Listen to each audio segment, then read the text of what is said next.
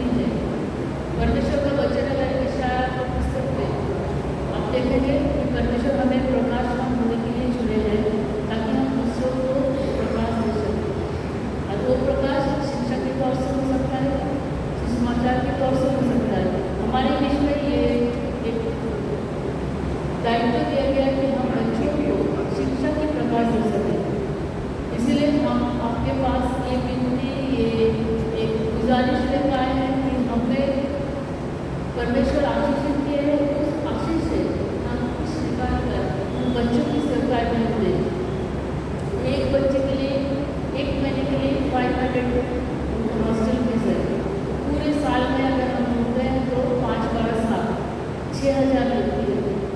हम में से कोई भी व्यक्ति या एक साथ मिलकर हम एक बच्चे को भी उसको परवरिश करने के लिए या स्पॉन्सर करने के लिए हम लेते हैं, तो हमारे लिए सिर्फ उस बच्चे के लिए नहीं, लेकिन हमें भी परमेश्वर वही आशीष 10 गुना उसे वापस करते हैं।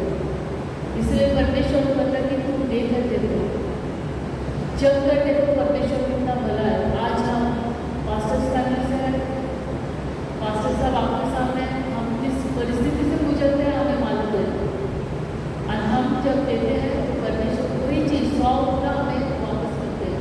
परमेश्वर हमें इतना आशीष देंगे तो हमारे आशीष उमड़ कर भर कर वो दूसरे तक पहुँच सके। ये हमारा आशीष है।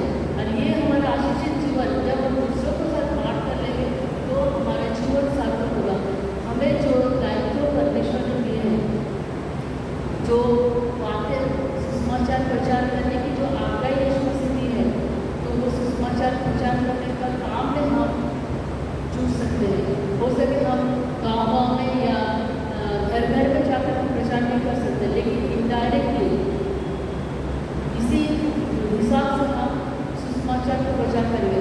हमारे हॉस्टल में जब एक बच्चे क्रिश्चियन बैकग्राउंड से आते हैं तो वो बचपन से प्रभु यीशु मसीह को जान पाता है।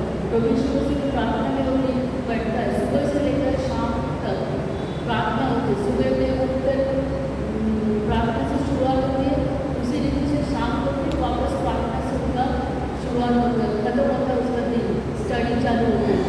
इस काम में हम अपने आप को जोड़ सकते हैं। भिन्न भिन्न कार्य है और इसलिए हम ये जो दायित्व है ये यीशु साहब हम आपके सामने रखते हैं।